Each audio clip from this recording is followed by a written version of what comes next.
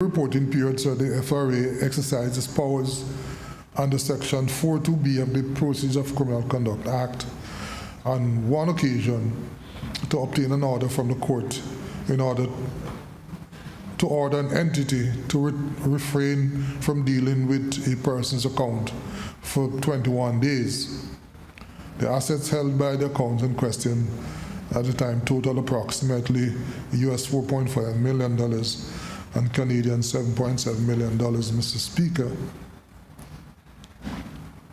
Mr. Speaker, during the reporting period, the staff of the FRA spent a significant amount of time working on the 2021 National Risk Assessment, a major multi-agency project that was undertaken to ensure the jurisdiction has a comprehensive and detailed understanding of the money laundering, terrorist financing, and proliferation financing risk the jurisdiction faces. During the period also, 2020, the FRA made significant upgrades to its information technology systems by implementing a new e-reporting portal, internal databases, application, and analytical tools, culminating, Mr. Speaker, in November 2020, when the AM Live reporting portal, a web-facing solution for the filing of SARS electronically, went live. During this period, so the FRA spent significant time and effort registering users from reporting entities and familiarizing them with using the AML Live reporting portal in order to electronically submit their SARS reports. At the end of the reporting period, so there were 259 registered users from 144 reporting entities. 556 SARS, or 65%, were filed using the AML Live during the period 2021.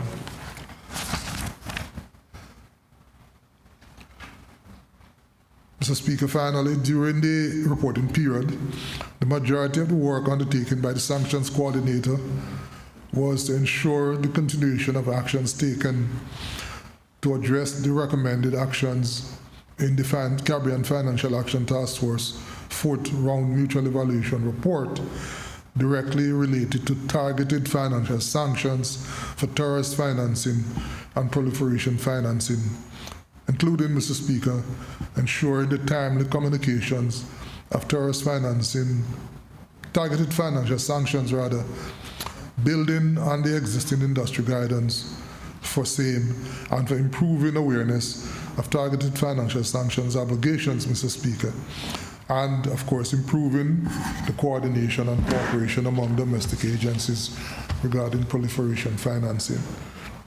Mr. Speaker, I would like to finally take this opportunity to thank the Director, Mr. Berry, and the staff for their continuing outstanding work at the Financial Reporting Authority.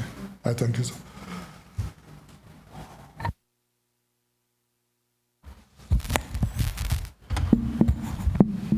Questions to honorable ministers and members of the cabinet? Before I do, I omitted, and I apologize for it, to recognize the passing of the late father of the Honorable Leader of the Opposition, Mr. William Uncle Bill McTaggart, who passed away some weeks ago. A competent businessman, a very good community-minded person who served the country in many different ways, including as Rotarian, juvenile court, and I remember him being the Santa Claus for Christmas for the entire island at times. And so I apologize for the omittance of his and recognition of his passing a while ago, and pass on the condolences to the Honorable Leader of the Opposition and to Uncle Bill's good wife, Debbie, who's known to many of us, and of course, the Leader of the Opposition entire family.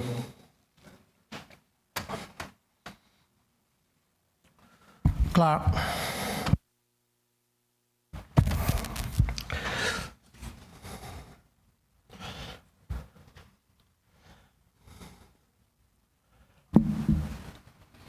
Questions to honorable ministers and members of the cabinet? None. Statements by honorable ministers and members of the cabinet. I have a brief statement by the Honorable Minister of Planning, Agriculture, Housing, and Infrastructure. Not today? Okay, I was given the wrong information then. No statements.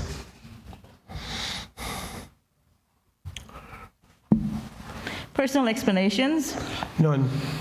Obituary and other ceremonial speeches. Already taken. Raising a matter of privileges. None. Government business. Bills. First readings. The Procurement Amendment Bill 2021.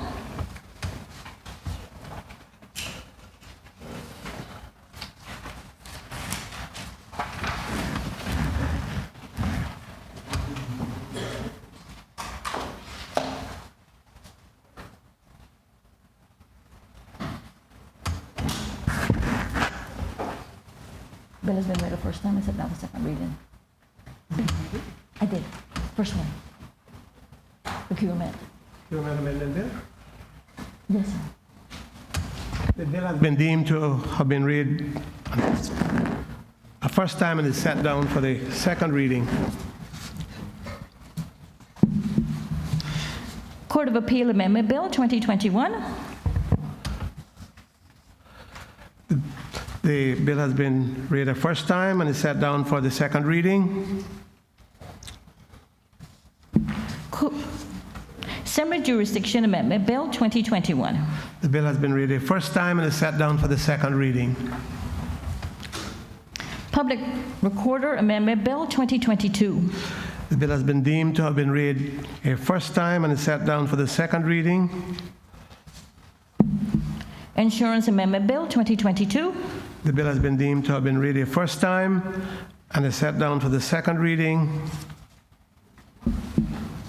Parliament Management Amendment Bill 2022. The bill has been deemed to have been read a first time and is set down for the second reading. Second readings. Procurement Amendment Bill 2021. The Honorable the Minister of, the Deputy Premier, I think, the Minister of Finance.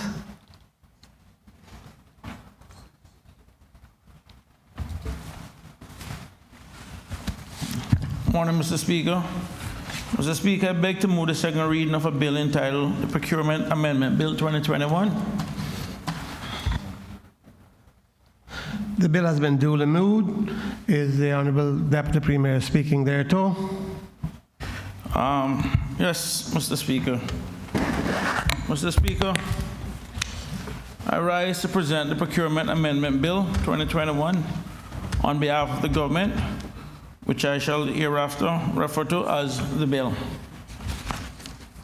Mr. Speaker, the bill seeks to amend the Procurement Act 2016 in order to address a number of duplications, inconsistencies, and gaps between the Procurement Act 2016, the Financial Regulations 2018 revision, and the Procurement Regulations 2018 revision, and for incidental and connected purposes.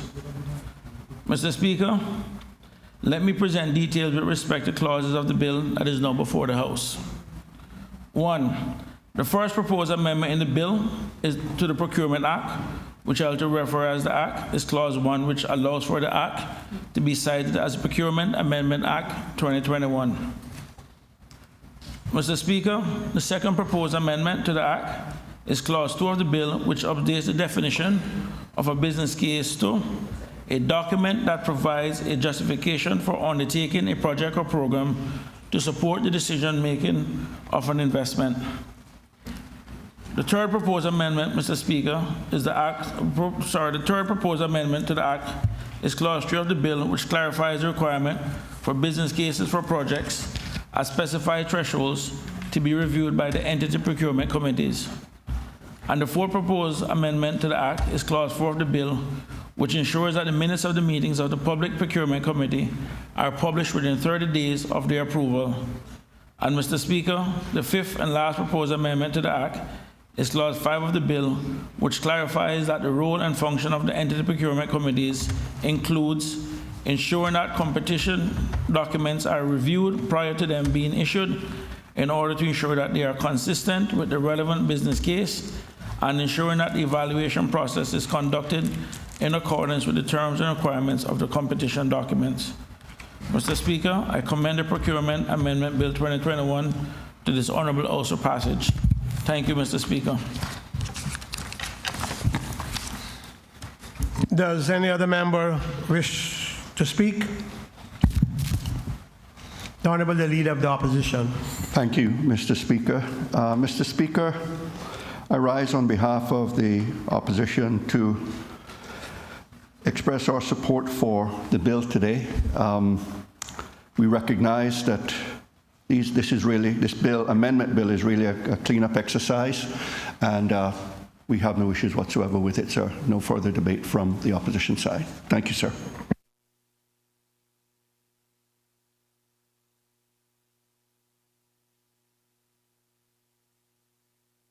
Does any other member wish to speak? If not, the Honorable Deputy Premier exercising his right of reply. Thank you, Mr. Speaker. And I also want to thank the Honorable Leader of the Opposition for recognizing us. In fairness to him, Mr. Speaker, this exercise started on his watch, and a lot of the cleanup was actually done on his watch, and this is just the final few little stuff to be cleaned up. So I want to thank him and his team back then for actually starting. As I said before, Mr. Speaker, we build on foundations we did not lay. Thank you, Mr. Speaker. The question is that a bill shortly entitled the Procurement Amendment Bill 2021 be given a second reading. All those in favor, please say aye. Aye. Those against? The ayes have it. The Procurement Amendment Bill 2021 has been given a second reading. Court of Appeal Amendment Bill 2021. The Honorable Attorney General.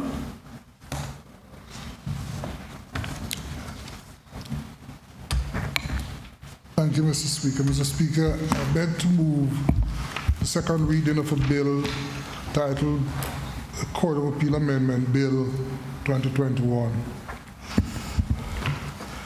The bill has been duly moved. Is the Attorney General speaking to the bill?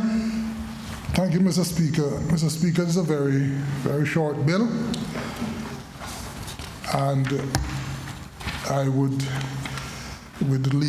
seek to simply refer to the objects and reasons of the bill, Mr. Speaker, because the bill seeks to amend the Court of Appeal Act 2021 revision in order, Mr. Speaker, among other things, to allow cases to progress to judgment in circumstances where they have been heard, Mr. Speaker, by a panel of 3 judges, but judgment has been reserved, and for some unavoidable reasons, one of the justices of the appeal and the panel of 3 becomes unable, Mr. Speaker, to render a determination or render judgment.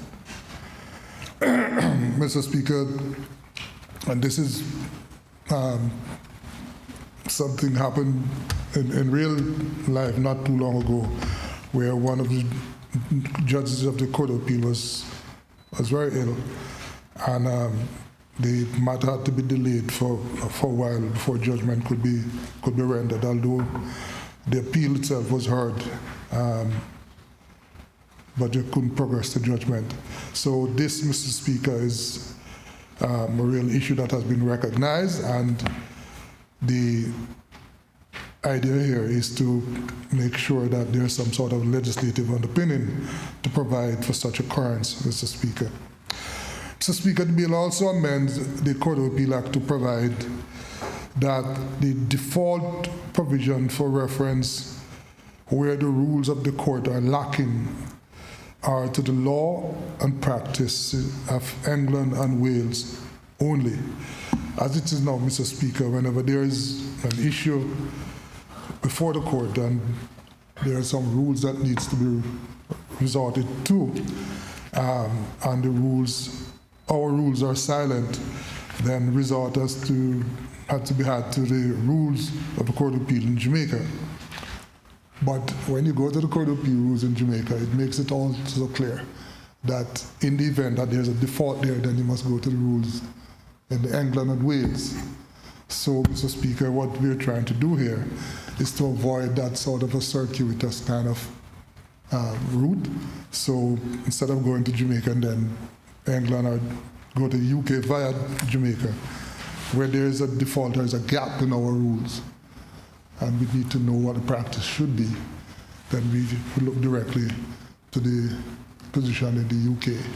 So the bill is, Mr. Speaker, seeking to make that quite clear. So, Mr. Speaker, Clause 1 of the bill provides a short title and contains a commencement provision. Clause 2 repeals and replaces Section 3 of the Principal Act to provide, among other things, that in civil proceedings where a judge of a court which is partly a heard proceedings is unable to continue, A, the parties to the case shall be consulted and their agreement sought as to whether the case can proceed to judgment with 2 justices of appeal, or B, if the agreement of the parties cannot be reached or the matter cannot otherwise proceed with 2 judges because, Mr. Speaker, the President does not think that the case is suitable, then the case shall be reheard by a differently constituted panel of 3 judges. Mr. Speaker, Clause 2 also inserts in the new Section 3 a provision which stipulates that where A, an appeal has been heard by a court consisting of 2 judges, and B, the judges of the court are equally divided, the case shall, on the application of any party to the appeal, be re-argued before and determined by 3 judges before any appeal to Her Majesty's Privy Council or before an application for leave to appeal to the Privy Council can be made. Clause 3, Mr. Speaker, repeal and replaces Section 36 of the Principal Act to provide that where, in any case, there is no special provision contained in the Principal Act or any other act or in rules of court which relate to that case, any jurisdiction in relation to appeals in criminal and civil matters shall be exercised by the court as nearly as may be in conformity, Mr. Speaker, with the law and practice for the time being observed by the Court of Appeal, which has equivalent jurisdiction in England and Wales. Mr. Speaker, that sums up the proposed amendment in this bill, and I commend the bill to honorable members of this Parliament. I thank you. Does any other member wish to speak? The Honourable the Leader of the Opposition. Thank you, Mr. Speaker. Mr. Speaker, on behalf of the opposition, I rise to express our support too for this amending legislation. Having read through it and looked at it closely, we believe that the amendments are perfectly reasonable, and therefore, Mr. Speaker, we have no concerns with them whatsoever. Thank you very much, sir. Does any other member wish to speak? Does any other member wish to speak? If not, does the Honourable Attorney General wish to reply? Thank you, Mr. Speaker. Mr. Speaker, I certainly understand that we wish to thank honourable members, and in particular the honourable Leader of the Opposition for their support of the bill. Thank you. The question is that the bill shortly entitled Court of Appeal Amendment Bill 2021 be given a second reading. All those in favor, please say aye. Aye. Those against? The ayes have it. The Court of Appeal Amendment Bill 2021 has been given its second reading. Summary Jurisdiction Amendment Bill 2021. The Honorable Attorney General. Thank you, Mr. Speaker. Mr. Speaker, I beg to move the second reading of a bill entitled the Summary Jurisdiction Amendment Bill 2021, Mr. Speaker. The bill has been duly moved. Is the Honorable Attorney General speaking to the bill? Yes, Mr. Speaker.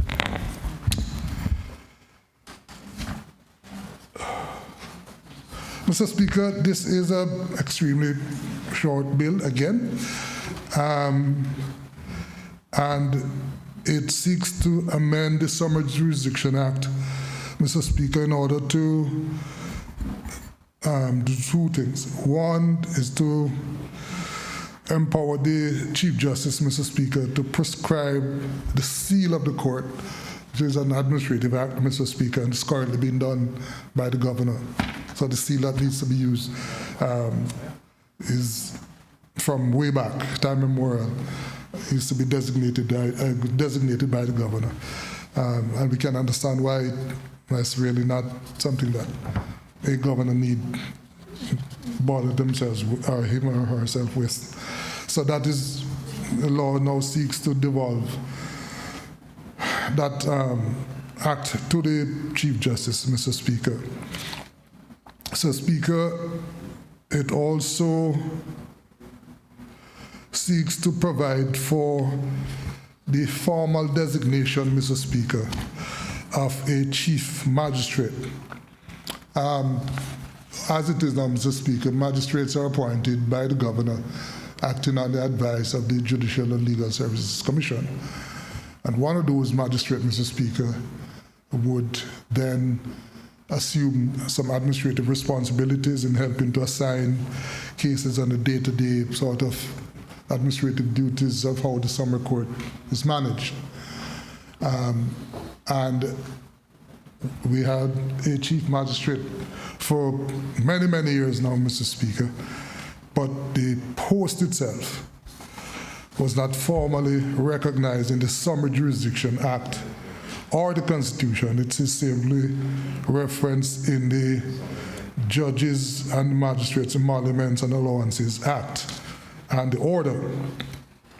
And what this is seeking to do, Mr. Speaker, is to formalize that arrangement by including that title in the Summary Jurisdiction Act, and also to allow, Mr. Speaker, for that person to formally be recognized in the Summary Jurisdiction Act as the person who has day-to-day management of the activities in the summer court.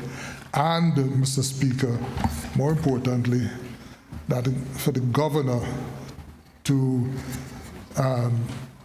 designate, not appoint, Mr. Speaker, but designate such a person formally as the chief magistrate and the person who is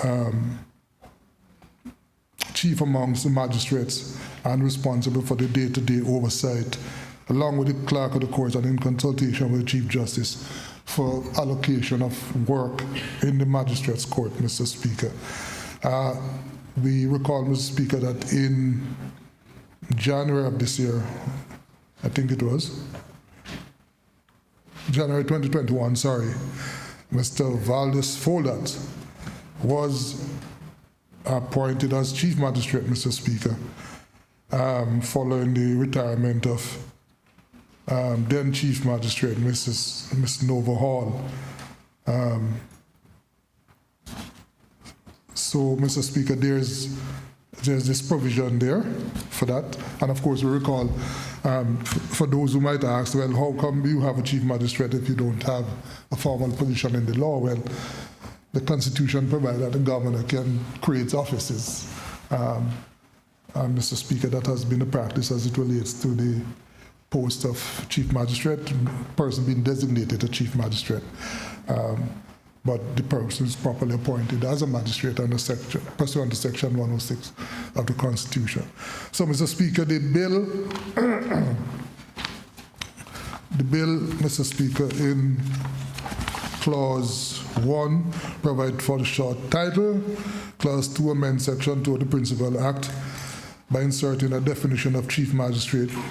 Clause 3, Mr. Speaker, amends Section 5 of the Summary Jurisdiction Act to empower the Chief Justice, as I said, to prescribe the seal of the courts instead of the governor. In Clause 4, insert a new Section 6A in the Summary Jurisdiction Act, Mr. Speaker. The new section provides for the designation of the Chief Magistrate by the governor acting on the advice of the Chief Justice. Mr. Speaker, this section also provides for the responsibilities of the Chief Magistrate and further provides for the temporary designation of a magistrate as Chief Magistrate by the governor during the period where the Chief Magistrate is absent or the office of the Chief Magistrate is temporarily vacant, Mr. Speaker. Mr. Speaker, that explains what is it that we are attempting to do by the Summary Jurisdiction Amendment Bill. And Mr. Speaker, I would commend again the bill to honorable members of this Parliament and seek its safe passage. Thank you, sir. Does any other member wish to speak? The Honourable the Leader of the Opposition. Thank you, Mr. Speaker. Once again, Mr. Speaker, I do rise on behalf of the opposition to express our support for this amending legislation, recognizing that it seeks to address certain deficiencies, if I may use that word, in the existing legislation, and seeks to cure that. And the opposition had no issue whatsoever with it. Thank you, sir. Does any other member wish to speak? Does any other member wish to speak? If not, I'll call on the Honourable Attorney General for his right of reply. Thank you, Mr. Speaker. Mr. Speaker, again, I wish to thank all honourable members of the of the Parliament for their support, and thank the Honourable Leader of the Opposition for the support on behalf of the Opposition. Thank you. Question is that a bill shortly entitled the Summary Jurisdiction Amendment Bill 2021 be given a second reading and passed. All those in favor, please say aye. Aye. Those against, the ayes have it. The Summary Jurisdiction Amendment Bill 2021 has been given a second reading. Public Recorder Amendment Bill 2022.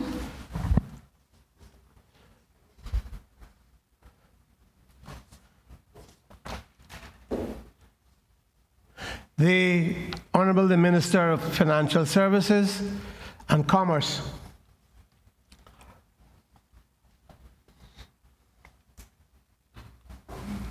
Mr. Speaker, good morning again. I beg to move the second reading of a bill entitled the Public Recorder Amendment Bill 2022. The bill has been duly moved. Is the Honourable Minister speaking to the bill? Yes, Mr. Speaker. Mr. Speaker, I rise to present the bill on behalf of the government. It's a bill for an act to amend the Public Recorder Act 2010 revision, which I will refer to as the Act, to provide for a 50% reduction in fees payable by older persons for the recording of a deed poll by the public recorder and for incidental and connected purposes. The reasons for the bill, Mr. Speaker, is this amendment to the Public Recorder Act 2010 revision, the Act, seeks to reduce the financial burdens of older persons pursuant to a wider initiative by our learned and honorable colleague, the Deputy Governor, in line with the existing older persons policy of the Cayman Islands in advancing the well-being and the quality of life of older persons in our country. Under the current law, the fee for the recording of a deed poll by the public recorder is $100. The bill seeks to reduce the normal fees by 50% for older persons. And although, Mr. Speaker, that may seem like a small amount to some, for many in our community, that is a very handsome reduction, particularly in these times. In summary of the bill, Mr. Speaker, it's a new subsection that will be inserted in Section 4 that allows for the 50% reduction in fees where a person who is 65 years of age or older submits a deed poll to the public recorder to be recorded. The clauses, very briefly, Mr. Speaker, are arranged in 2 clauses. Clause 1 of the bill provides for the short title of the legislation. Clause 2 amends Section 4 of the Act to provide for the 50% reduction I referred to earlier. Mr. Speaker, that concludes my presentation of this bill, and it also highlights, I think, how all of our legislation is connected, because I could also look at this bill in my capacity as the Minister for Social Development and see how everything is connected, and we can do all we can from each of our seats for the older persons in our community. Thank you, Mr. Speaker. Does any other member wish to speak? The Honorable the Leader of the Opposition. Thank you, Mr. Speaker. Mr. Speaker, I rise on behalf of the opposition to express our support for this amending bill. Mr. Speaker, it seeks to address and further implement the concessions that and the concessions policy that was undertaken and adopted by previous government, which I was a part, with regard to allowing or granting concessions to older persons in terms of the fees that they pay for government services. And so I want to commend the Minister for bringing this forward and to this House for adoption. And I commend the bill as well, sir. Thank you. Does the member wish to speak? Does any other member wish to speak? Honorable Minister, for my edification, did you say 60 or 65? I'm not feeling any older, at least not this morning, but did you say 60 or 65? 65, Mr. Speaker. 65. Per the Older Persons Act. Is the minister having his right of reply? Very briefly, Mr. Speaker. Just in closing, I'd like to thank the ministry staff and, of course, legislative drafting for their efforts for preparation of this bill, and I therefore commend this bill to the Honorable House. Question is that a bill shortly entitled the Public Record Amendment Bill 2022 be given a second reading and passed. All those in favor, please say aye. Aye. Those against? The ayes have it. The Public Record Amendment Bill 2022 has been duly passed.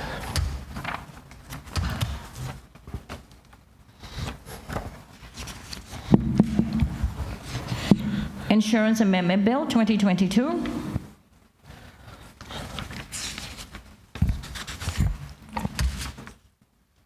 The Honorable the Minister of Financial Services and Commerce. Mr. Speaker, I beg to move the second reading of a bill entitled the Insurance Amendment Bill 2022.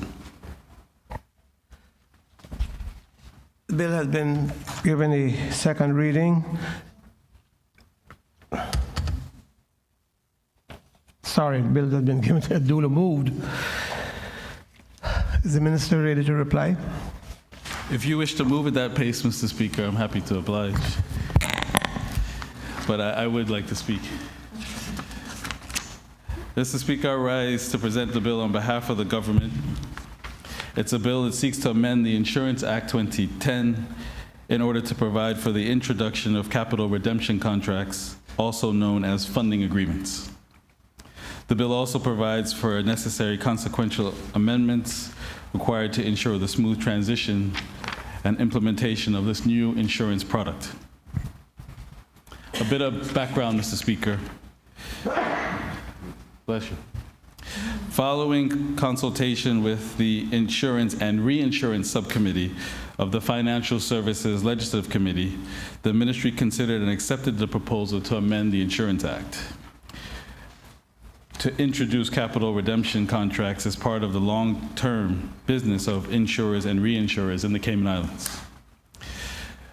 Mr. Speaker, and I wish to provide this esteemed House and the wider public a bit of background on the Financial Services Legislative Committee, which was established in 2011. It is a public-private body comprising of representatives from the Ministry of Financial Services and the industry. It proposes commercial enhancements to the financial services sector for the government's consideration and potential action. That committee also participates in the development of draft amendments to applicable legislation where necessary. I use this opportunity to thank the current chair, Mr. Charles Jennings, and the members of his committee, and express the confidence in our continued partnership with the ministry. It's a body that moves swiftly. It's a body that identifies opportunities for the Cayman Islands, brings it forward so that we can keep our products in the financial services arena as fresh as possible. Specifically on capital redemption contracts, they are an alternative funding mechanism for large insurance and reinsurance carriers, which diversify their funding sources and reduce the overall cost of funds. They are effectively contracts issued by insurance companies with fixed maturities and fixed insurance rate, but no contingency based on the mortality or death of a particular person, which then enables flexibility. Capital redemption contracts is a term more commonly used in the UK, while funding agreement is used in the US. In the region, Bermuda introduced capital redemption contracts in 2015. The introduction of this product in the Cayman Islands would be aimed to not only diversify our insurance product for reinsurance and insurance, but also to attract further business. Mr. Speaker, the capital redemption contracts differ from life contracts because, as I mentioned, there's not a contingency upon death of an individual or risk of an individual being injured. They may be considered a variation of insurance policies that are sold with an investment component. In the event of a bankruptcy or insolvency of the insurance company, holders of capital redemption contracts have the same protection as do insurance policy holders to be protected from any claim against the company. Mr. Speaker, the introduction of capital redemption contracts and ensuring their protection within the legal framework of this country is indicative of the ongoing growth and increasing sophistication of the Cayman Islands insurance and reinsurance industry. There were other consultations outside of the Financial Services Legislative Committee. We consulted with the Monetary Authority, others in the insurance and reinsurance practitioners, and wider financial services. The ministry received no objections to the proposed amendments whatsoever. The Monetary Authority has the responsibility of regulating the insurance industry and will continue to do their oversight, including this new offering. This government supports improving the industry, exploring potential options and opportunities for our licensees to enhance their reputation and attractiveness in the insurance and reinsurance domicile. It's a growing area for us, and I continue to see where we can make more strides in this area. And this product is one of the ways in which we seek to do so. Mr. Speaker, the bill is arranged in 3 clauses. Clause 1 of the bill provides a short title. Clause 2 amends Section 2 of the Principal Act, which provides definitions for terms used throughout the Act. The following specific amendments are being made. The insertion of a definition of the term capital redemption contract. It is defined as a contract under which an insurer may receive and accumulate sums of money and pay a sum or sums of money or render money's worth on dates and in amounts that are not contingent on human life or against risk of the person injured. The amendment of the terms contract of business and contract of insurance and contract of reinsurance, so that it will be understood that a reference to any of those terms also includes a capital redemption contract. Finally, the amendment of the definition of the term long-term business to expand its application to include capital redemption contracts. Clause 3 has consequential amendments to Section 17 of the Insurance Act to make further provision for long-term business accounts.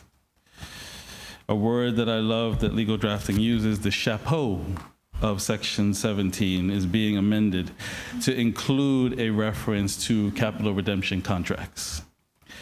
Section 17B is amended to include the reference of sums of money received. Both amendments ensure that the section also applies to capital redemption contracts as drafted and is currently applied to contracts of insurance on human life. Mr. Speaker, this proposal overall in the round, the proposal of putting forward this amendment is this administration's earnest aim to ensure that we have a balance in putting forward financial services legislation. There will also be, of course, amendments in the future to juggle international standards from a tax and regulatory perspective, but we also need to give our industries products that they can get excited about and attract further business that is fully compliant with international standards. Mr. Speaker, this concludes my presentation of the bill.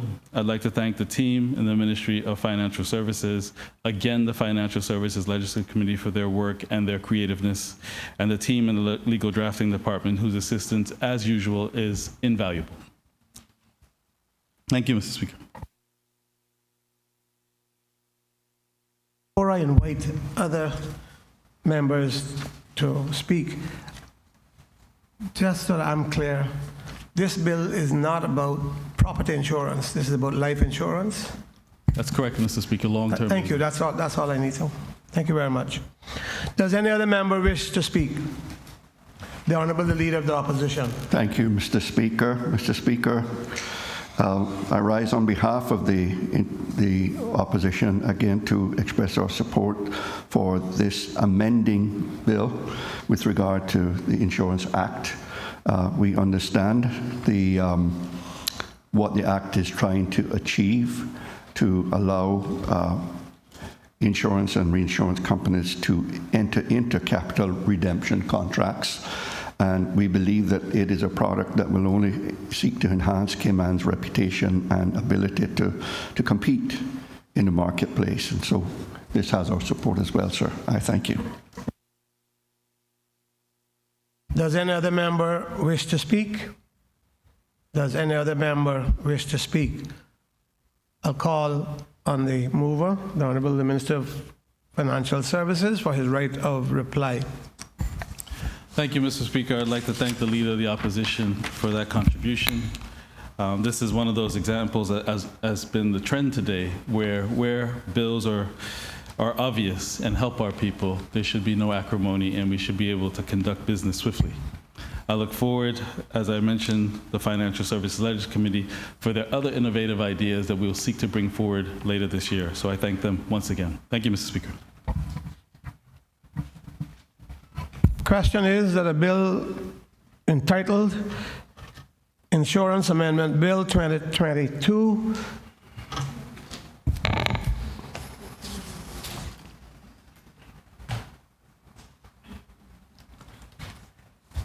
the Insurance Amendment Bill 2022 be given a second reading and passed. All those in favor, please say aye. Aye. Those against? The ayes have it. The Insurance Amendment Bill 2022 has been given a second reading.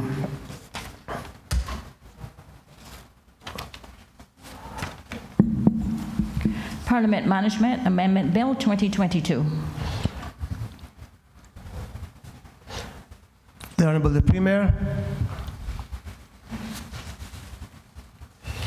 Mr. Speaker, I beg to move the second reading of a bill shortly entitled the Parliament Management Amendment Bill 2022. The bill has been duly moved. Is the Honorable Premier speaking to this bill?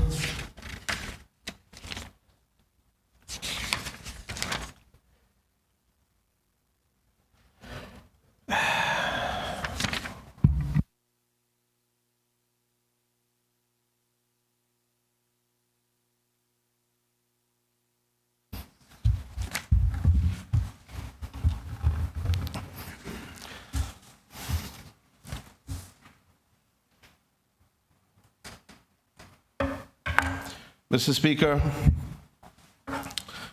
thank you. I rise to present the Parliament Management Amendment Bill 2022 on behalf of the government. Mr. Speaker, as members will be aware, the Parliament Management Act 2020 was adopted and implemented to facilitate the establishment of this honorable House as an independent parliament, and the various arrangements concurrent with the operations of the former Legislative Assembly were amended by the principal legislation, and that included, or was intended to include, Mr. Speaker, the appointment of all staff members. So the Parliamentary Management Commission, created by the Parliament Management Act 2020, would have the power to hire and to appoint the various staff members relevant to the activities of Parliament. Of course, in terms of the constituent assistants that have historically provided assistance to members in performing their duties within their constituencies, that was intended to cover, the Principal Act was intended to cover that as well. Unfortunately, Mr. Speaker, there seemed to have been a slight deficiency in language. And Mr. Speaker, this bill has therefore been brought here before this Honourable House today, seeking to amend the Principal Act to give the Commission the power to appoint constituency assistants who are assigned to the elected members of Parliament, and also to create additional efficiencies around their appointment and the management of Parliament through the Principal Act. Mr. Speaker, the bill will, as noted, regularize the appointment of constituency assistants and create a level playing field for their, in relation to their contractual arrangements. Mr. Speaker, I think I can speak for every member of this Honourable House when I say that constituency assistants play an integral and extremely important role in their representation of their constituents and the ability for them to carry out their role as a representative of those constituents most effectively. So, Mr. Speaker, for the benefit of members and those listening, I will elaborate on the clauses contained in the bill before us today. Mr. Speaker, Clause 2 of the bill defines a constituency assistant as a person appointed under Part 1 of the amended Schedule 2 of the Act. Part 1 of Schedule 2 provides that each member of parliament who is a minister shall have 2 full-time constituency assistants and 1 part-time constituency assistant. In the case of other elected members of parliament, Mr. Speaker, they will be entitled to 1 full-time constituency assistant and one part-time assistant. Now, Mr. Speaker,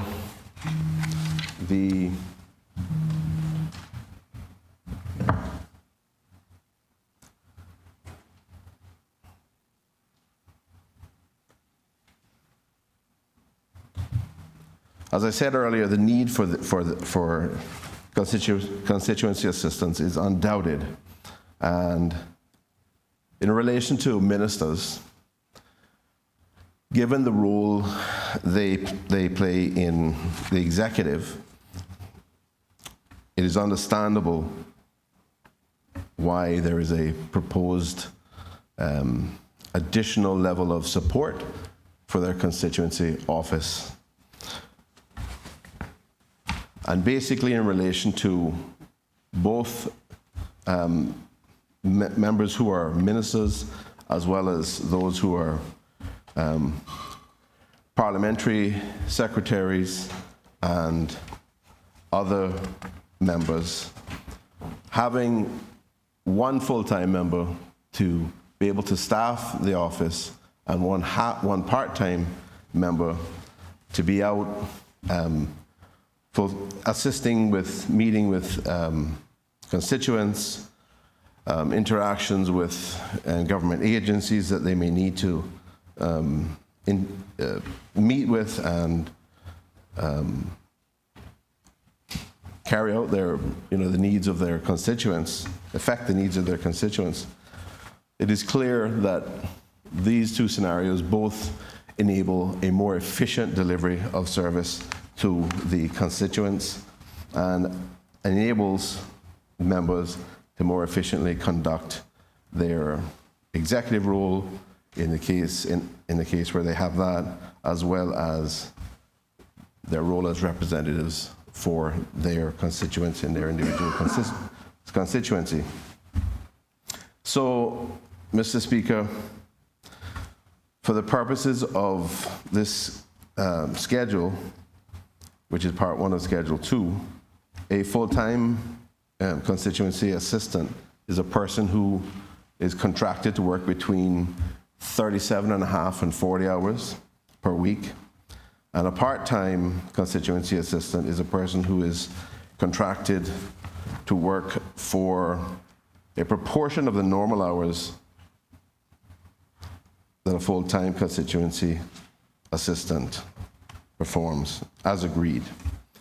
Now, Clause 3 of the bill, Mr. Speaker, amends Section 4 of the Principal Act to provide that one of the functions of the Commission is to provide constituency assistance to elected members of Parliament. And that, in particular, addresses the deficiency that I noted in my introductory comments, which was obviously an oversight. And the amendment is necessary in order to effectively give the Commission the power and the Parliament the power to hire these constituency assistants. This role had previously been performed through the Cabinet Office, Mr. Speaker. So, Mr. Speaker, to further achieve this, Clause 4 inserts a new Section 12A, which provides for the appointment of constituency assistants by the Chief Officer or the Clerk, acting on the advice of the relevant Member of Parliament for an electoral district who is making the request for an appointment. Clause 5 amends Section 13 of the Principal Act, Mr. Speaker, to provide that that the Commission may by order amend Schedule 2 as amended by this legislation, by this bill. Clause 6 of the bill amends Section 23 of the Principal Act to provide that regulations under this bill will no longer have to be subject to the affirmative resolution procedure, Mr. Speaker. And this is in line with the framework followed for other pieces of legislation where Cabinet issues regulations to carry out the purposes and provisions of the Principal Act. Mr. Speaker, the final clause 7 of the bill repeals and substitutes clause 2 of the Principal Act. And as mentioned, part 1 of Schedule 2 contained in this bill sets out the details of the appointment of constituency assistants. Mr. Speaker, the Principal Act we are seeking to amend here is legislation which was put in place in 2020 and commenced at the beginning of 2021 in order to more effectively deliver an independent parliament operating in conjunction with the members to deliver services to the country and to the constituents represented by each member of this honorable House. Mr. Speaker, we have certainly made great strides. There is more work to be done in relation to fully implementing the Principal Act, but this is a very important aspect of the role of the Parliamentary Management Commission, and this bill seeks to address this to facilitate and enable the better service of the people of this country and the constituents which we all represent. So, Mr. Speaker, I commend this bill to Parliament for consideration and trust that it'll have the support of colleagues. I'd like to thank the members of the Commission, Parliamentary Management Commission, and the draftspersons from the Legal Drafting Department for their excellent service in respect of this amendment, or these amendments which are being sought by this bill, Mr. Speaker. Thank you. Does any other member wish to speak? The Honourable the Leader of the Opposition. Thank you, Mr. Speaker. Mr. Speaker, I rise on behalf of the opposition to express our full support for the amending legislation. Myself and the member from Red Bay are both members of the Commission, Parliament Management Commission, and we are aware of the reasons for this amending legislation, and I commend also the Premier for the swiftness with which he has been able to bring it to Parliament for consideration. So with that, sir, we express our support. Does any other member wish to speak? Does any other member wish to speak? Can I call on the Premier to reply if he chooses to? Thank you, Mr. Speaker, and I want to thank the Honourable Leader of the Opposition for his representations of support on behalf of himself and his colleagues on this matter. Obviously, it is a shared need for all of us, and as I said earlier, the benefits flow to the people of our constituencies. So with that, I'd also like to thank all other members who haven't spoken for their tacit support. Thank you. Question is that a bill shortly entitled the Parliament Management Amendment Bill 2022 be given a second reading and passed. All those in favor, please say aye. Aye. Those against? The ayes have it. The Parliament Management Bill 2022 has been given a second reading.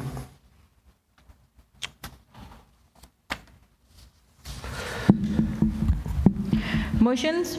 Government motion number 5 of 2021-2022, Public Management and Finance Act, issuance of a deed of indemnity to the members of the Planning Appeal Tribunal, to be moved by the Honorable Minister of Planning, Agriculture, Housing and Infrastructure.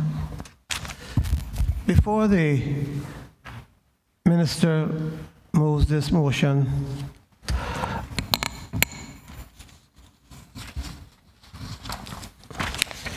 we have done so well and moved so far on our business paper today that after the motion, I propose to take the lunch break, do an addendum, and do the committee stages, the reports, and the third reading of the bills to complete the business on today's order paper, if that is okay with the House.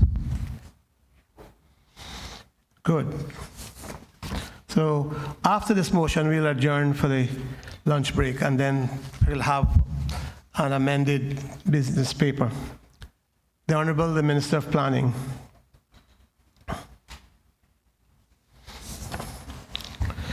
Thank you, Mr. Speaker. I stand here to move the government motion number 5, 2021-2022, Public Management and Finance Act 2020 revision, issuance of a deed of indemnity for the members of Planning Appeals Tribunal.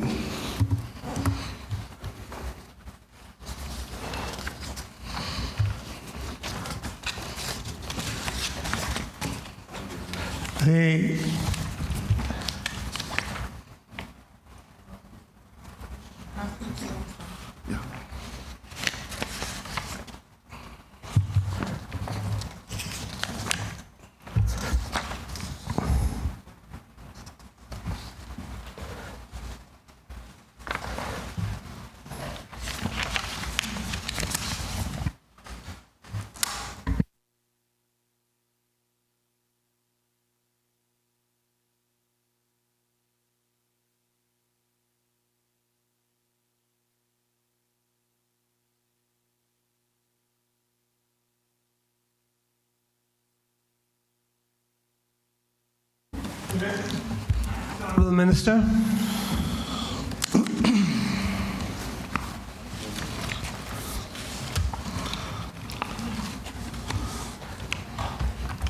Mr. Speaker, I stand here today before... You need to read. Okay. The Honorable Minister, read the motion. The motion has not been read. Let me start backward then. Mr. Speaker, government motion number 5, 2021-2022 of the Public Management Finance Act of 2020 revision, issuance of a deed of indemnity for the members of the Planning Appeals Tribunal. Whereas the government of the Cayman Islands, the government is the desire of issuing a deed of indemnity for the members of Public Appeals Tribunal as per attached deed of indemnity. And whereas Section 8 of the Public Management and Finance Act 2020 revision provides that as a general rule, no guarantee may be given by or behalf of the government unless it has been authorized a resolution of a parliament. Be it not therefore resolved that the Parliament hereby authorize the issuance of the members of Planning Appeal Tribunal of a deed of indemnity guaranteeing against the potential liability of members of the Planning Appeals Tribunal.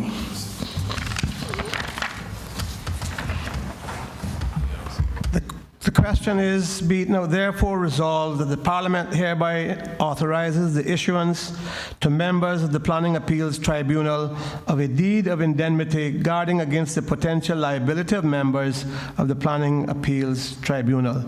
Does the Honourable Minister wish to speak to the motion?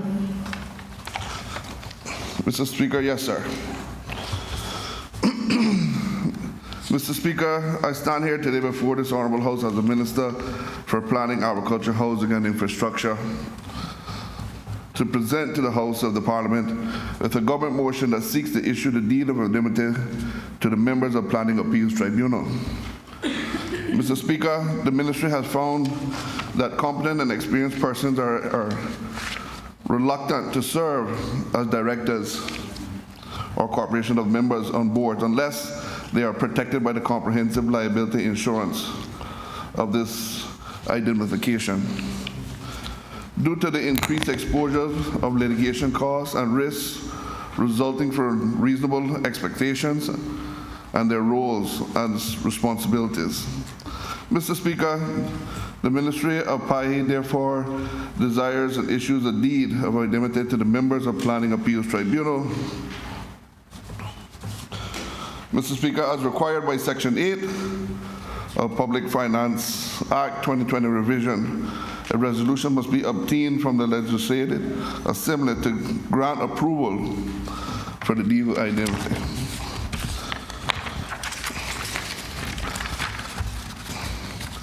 The deed of indemnity and the government motion, Mr. Speaker, was drafted by the ministry, consultation with the legal department, which approved the document as shown in Appendix A. Mr. Speaker, the deed of indemnity has been extended to civil servants, and precedent was set by a previous indemnity which was extended to other civil servants.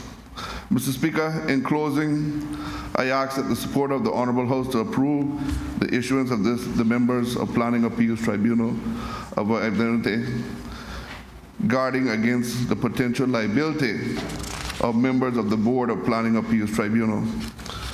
Thank you, Mr. Speaker. Does any other member wish to speak? The Honourable the Leader of the Opposition. Sir, Mr. Speaker, thank you very much for the opportunity to speak briefly to the motion. Mr. Speaker, the construct and text of this motion is a reflection of changing times that we live in. And the Planning Appeals Tribunal is probably one of several tribunals and even other statutory authorities and government-owned companies where members of boards and members of tribunals are seeking some assurances of protection from potential litigation as a result of their willingness to serve on boards and tribunals in their own capacities. We support what is being tried to achieve by this indemnity, but I'm aware that there are several others as well where their indemnities have already been given. And so I just wanted to raise it here within this Parliament that I think, from my knowledge and understanding so far, I would encourage that we make sure that these form and content of indemnities that are being granted are as similar and in terms of their content, so that we make sure that we level the playing field amongst all of the entities that we're seeking to try to give these types of indemnities and assurances to protections to people who serve. As I said before, we live in a far more litigious world, and Cayman is not exempt from that. And there are times when we can see where persons who are aggrieved by decisions or actions taken by people who serve in these capacities might seek to institute legal proceedings against those members. And so I'm happy for us to give those indemnities, but just encourage, particularly the Attorney General and others who are involved in the preparation of these indemnities, to make sure and scrutinize them that as far as possible they are as consistent and achieve the same objectives as everyone else, put everyone on the same level playing field. With that, sir, we express our support. Thank you, sir. Does any other member wish to speak? Does any other member wish to speak? If not, I'll call on the Honourable Minister for the right of reply. Mr. Speaker. No, Honourable the Premier. Thank you, Mr. Speaker. I wanted to take the opportunity, Mr. Speaker, to speak in support of the motion, and I note the comments of the Honourable Leader of the Opposition, which I agree with. These deeds of indemnity certainly do, or certainly should be kept as consistent as possible, because I think at the end of the day, the objective is to ensure that the people who are performing, who are appointed and performing their duties on these various boards where there is a risk of being subjected to litigation, they all have the same, they all get the same benefits. And to the extent that there is any difference, I suspect that would be reflected in specific legislation. I think there are instances where it may be contemplated in legislation, but we do, I think, more and more run into scenarios, as has been alluded to, that people feel because of this type of world that we live in, that these issues can arise. And for people who are not in a position, who want to serve the public interest, but who are not in a position to face these sorts of financial risks and potential harassment themselves, this is a fair way to deal with it. But an important aspect of this, Mr. Speaker, is, and I think it's implicit, that anyone who acts in bad faith is not going to get the benefit of these indemnities. So these are designed to put people who are performing their jobs and their roles and delivering services to the public in good faith and who are volunteering their time and doing so out of a desire to contribute to society, that they are, once they're doing that in good faith, they are protected. But for anyone who doesn't act in good faith, they cannot rely on the benefit of these indemnities. So, thank you, Mr. Speaker. Does any other member wish to speak? Does any other member wish to speak? If not, I'll call on the Honourable Minister for his right of reply. Mr. Speaker, thank you. I just want to start by thanking the Leader of Opposition for his remarks, and we definitely will be taking on everything that he said, and also just to mimic exactly what the Honourable Premier, Mr. Wayne Pannon, said. And I just want to thank everybody else for the full support of this motion.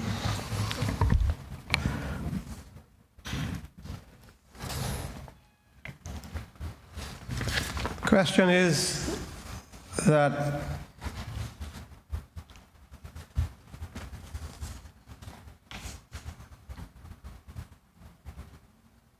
be it now therefore resolved that the Parliament hereby authorizes the issuance to members of the Planning Appeals Tribunal of a deed of indemnity guarding against the potential liability of members of the planning appeals process. All those in favor, please say aye. Aye. Those against? The ayes have it. Government motion number 5 is now passed. We will now take our lunch and adjournment, our lunch break, and resume at 2 p.m., given the House time, staff time, to prepare an amended order paper. So 2 p.m.